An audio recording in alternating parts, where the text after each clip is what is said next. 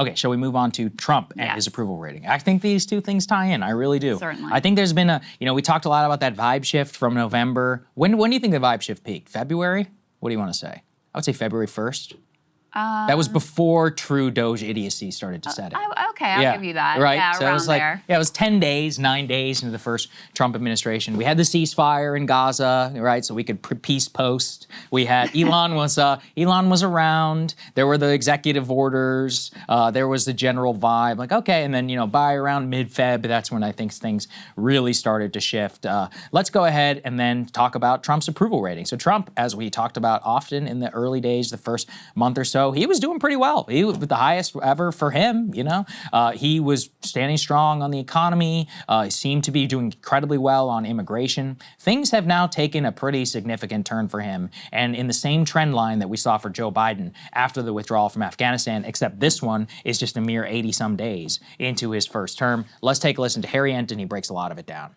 I would argue this is the worst set of polling data that Donald Trump has had in his entire second term as president, in part because the CBS News YouGov poll that came out yesterday has been one of his best. Let's first take a look at how folks are feeling about the state of the economy. Think that the economy is getting worse. What you don't have to be a mathematical genius to see the trend line on your screen, and it is getting worse.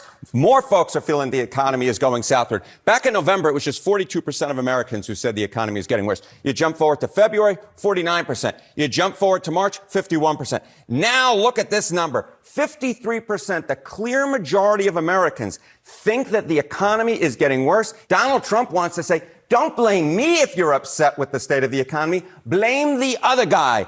I don't think Americans are buying what he's selling at this particular point, at least anymore. More responsible for the economic state. They asked about inflation back in March. Look at this. 38% said Joe Biden. 34% said Donald Trump. But look at where we are this month when they asked about the general state of the economy. Look at how much higher the Trump number is. 54%. The Joe Biden percentage drops through the floor at 21%. So this idea that Donald Trump will try to sell to the American public, is trying to sell to the American public, is that it's the other guy. It's not me. It's that other guy, that old guy, Joe Biden. No longer is this being the American public is no longer buying this set of arguments like they were back in March. So you could see that the turn from blaming Biden, not exactly positive news there for Donald Trump. The more ownership that he has over the economy, the more negative that it will be, especially as we see the conflagration of tariffs, of consumer sentiment, and price increases begin to cascade if they do stick to the current policy. Don't forget that. Let's go ahead and put this up there on the screen. We see a similar decline in the overall tracking index of the approval rating. So what Nate Silver flags here is that the precipitous decline that we saw right now, a Trump approval is currently at -5, but that's, quote, only if we use polls since Liberation Day, he would be at -8.5 instead. That is a pretty significant hit over the span of barely more than a week. He was at -2.5 on April 1st, just before Liberation Day. I would also note in particular that the focus right now, if you're just thinking about the people who are all paying attention, right, to people who are generally looking at the news, etc. Immigration, despite the entire segment we just did, was still very strong ground, I think, for Donald Trump. But go ahead and put B4 up on the screen. This is very important, that tariffs have actually moved ahead of immigration as a top concern for American voters from a latest poll from Echelon Insights. The very concern number at some 70% there, and actually even more concern in the very concern for tariffs over immigration, with immigration actually falling below a 50th percentile. With the majority of the population really focusing in on tariffs, it's just weak ground for Donald Trump because he doesn't even have the conceptual fallback that he originally would have had rhetorically on the issue. Now it's just all about the process, the whipsaw, the seesaw, the chaos that people can tune into every day. And that is a very similar feeling, I think, to the Biden administration, where they felt as if at the end of the day, for inflation, there was no steady hand on the wheel. There was no plan. That's really when Biden sank, right? Yeah. It was 2022, in my opinion. And we could see that's when the runaway inflation and all that started to happen. And all of this is just terrible data for Donald Trump and for his White House, because they want to try and save face. They want to try and actually do something after they basically nuked this entire, the entire like economic outlook of the country. But they don't know where to fall. They just don't know what they're doing right now. Yeah, well, and Trump loves the tariffs because he shouldn't be able to do them unilaterally, but he just is. Yeah, because he can't. And so it does give him the power of a monarch. I mean, there is a reason why tariffs were supposed to be the purview of Congress, so that you wouldn't have the dynamic of this like CEO, king, dictator figure going and doling out, oh, you get an exemption, you get an exemption, like, and all these companies and all these countries coming to call. This man has development properties all around the world. You don't think that these countries are going to be coming to him, greasing the skids, giving him tax incentive, whatever it is going to help his business, making sure that, Tesla is on solid ground, whatever it is that Trump wants out of him. So he loves that power. But tariffs have actually always been one of the shakier parts of his plan, of the things that he ran on. It was always during his campaign, when we were looking at the numbers, it was always sort of like 50-50. People were not in love with the idea of tariffs. And it makes sense because at this point, you had inflation as the number one economic concern, and people felt like tariffs are probably going to make things even more expensive, and they're right about that.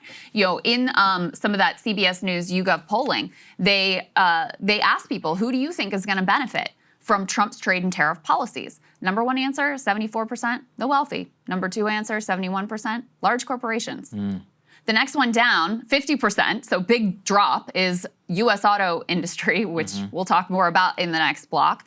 And then it's all the way down. The lowest ones are working class, middle class, and small businesses. So people don't feel like this is a plan that is going to help them, even though it is being sold in that way. And at a time when inflation continues to be a massive concern for Americans and for American consumers, obviously they're going to be deeply concerned about what is going on here. And in some ways, even like obviously he's pulled back some, although I honestly think it's been a little bit oversold how much he's pulled back. And my whole monologue is about tariffs. And I dig into a small business owner who imports her product from China. She actually wanted to import it from the United States, or wanted to produce it in the United States. It just was literally impossible.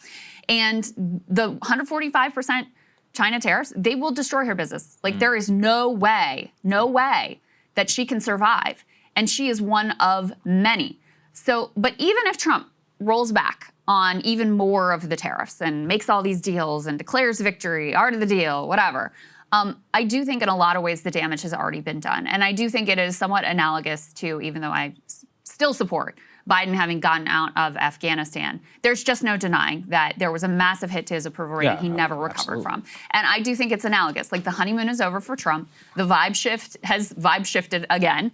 And the economic damage that is being done right now in this moment with this level of uncertainty and people feeling like, businesses feeling like, I can't do it. I just got to like hold on to cash and freeze in place and hope I can survive this totally unnecessary tumult. That is not going to be undone no matter what Trump announces today, tomorrow, the next day, et cetera. What serious person, CEO, even if the administration came out tomorrow and was like, this is our plan for the next 4 years, what serious person would actually invest based upon that confidence? I said that, yes, I don't know if you caught this. I was like, I would short the stock of anybody. Yeah, you were like, I would as a fire shareholder, that CEO. I would vote to fire that CEO. I'd be like, no, we're not doing this. You clearly have no judgment, dude. You need to hoard the cash and do nothing, absolutely nothing. Don't take too big of a risk. And that's because there's no confidence. And what drives me nuts about this too is that it's clear that people are not even still paying attention to the tax legislation, which still has to come out later on this year.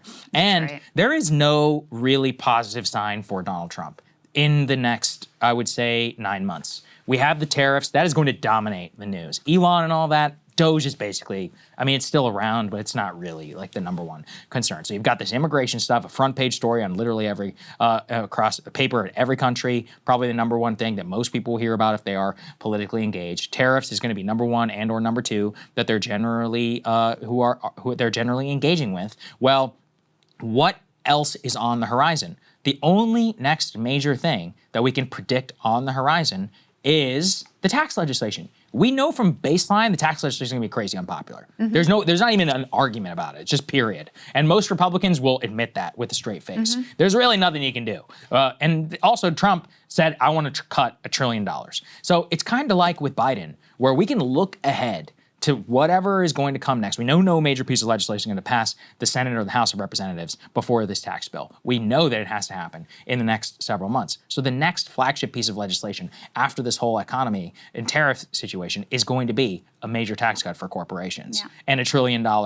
According to them, it's not my words. They said, I want to cut $1 trillion and I want to increase the Pentagon budget by $150 billion, which just so happens to be the exact amount of money that Elon now claims that Doge has saved. So what are we doing here? What's the net out effect of this? Yeah. You would be forgiven to be pretty pessimistic about that whole situation, wouldn't you? And Elon's lying about those savings too. It's So I'm already saying, been, let's even take if the you 150 at face value. Completely. But I'm saying from an approval rating standpoint, the TCJA, the Tax Cuts and Jobs Act, was the lowest single day of Donald Trump's presidency in the first term. The lowest day. Again, everybody always forgets that. People do pay attention sometimes. I think that will happen again this time around, and it will be a Biden-like compounding effect of either bailing out the rich, feeling chaotic, not really having a steady hand at the wheel. So you can see on approval grounds, on the economy and more, the more you lose that. I mean, you and I have said this, nobody knows what will happen at the midterms, okay? And of course, nobody knows what will happen in global affairs. Trump could literally, I don't know, there could be a crazy peace deal in Ukraine. There could be a new ceasefire in Gaza. There's so many different things that could affect it. But in terms of what we can predict, that's what we see on the horizon as something that is very obvious for his approval rating that is not going to go over well. Yeah, and the last thing I want to note here, put B3 up on the screen, Trump's approval rating with young people. People were very excited about Trump performing better among young people. It's one poll, small sample, who knows, okay, but look at the way among 18 to 29-year-olds, his approval rating has fallen off a frickin' cliff. Around the time he got elected, you can see him in solidly positive territory. There's been a decline among other age groups, except those 45 to 64-year-olds. Gen Xers, they're kind of those Gen Xers. They're kind of hanging in there, aren't they? But among 18 to 29-year-olds, it has plummeted. Now at its lowest levels, looks like minus 30, minus 29 here among 18 to 29-year-olds. So, all of these hopeful takes about how, the young people are going to be shifting right and they're super conservative and they love Donald Trump. That all seems to be evaporating very quickly in real time. Yeah, I mean, like I said, you never know. These polls and all that ahead to the election, but I do think, instead of looking at the poll, let me think about the fundamentals. What are young folks tuned into? What was the whole vibe shift about on TikTok and others? It was about irreverence, specifically for young men. It was more of a cultural attitude. Right now is not a cultural moment. Right now is one of the rare times in American history where it's actually a policy moment. It's about tariffs, it's about immigration. Those are real things. And it's not really about pronouns and bios or any of that other stuff right now. I think Richard Hanania said, he's like, it feels indecent to be talking about wokeness right now. And I was like, that's actually very, totally true. That is an absolutely correct observation. Well, think about, sorry, go ahead. No, that's fine. I was just gonna say, it's not, they're not in power anymore. They're gone. We have a different argument. It's over. Yeah. Also, whoever runs for president next, I have relative confidence they're not going to be having their pronouns in bio, right? So we won, all right? Congratulations. Yeah. I don't think trans athletes are going to end up in the D1 at this point anymore. They probably have learned their lesson. If they haven't, then they're idiots, but that's their, whatever. My point is just like, those fights are over. So in a certain sense, that culture has been won. Now we're talking about money, future, immigration, like actual stuff. And on that, first of all, TikTok and all of that is not very well equipped, in my opinion, to handle a lot of those issues. And so, even TikTok is elevating some of the most anti-tariff voices, which is very bad for Trump, ironically, because he's trying to save it. But the vibe right now is not one where Republicans are best poised to win, because outside of genuine, MAGA sycophants, can you find a serious person who is defending the tariffs? No. The closest we got was Oren. And Oren's he was like, yeah, exactly. He doesn't want to, completely throw tariffs under the bus. Right. But that's all he got. It's very clear. Yeah. This is not the way Oren Cass would have done. No. Yeah, exactly. So you have no when you have nothing like that, somebody can really articulate your case all that well, and then this whole trans and pronoun stuff is just so it almost feels like a bygone era. you're fighting on very different ground. Yeah, well, and if you think about, I mean, millennials are the most left-wing generation, like maybe in history.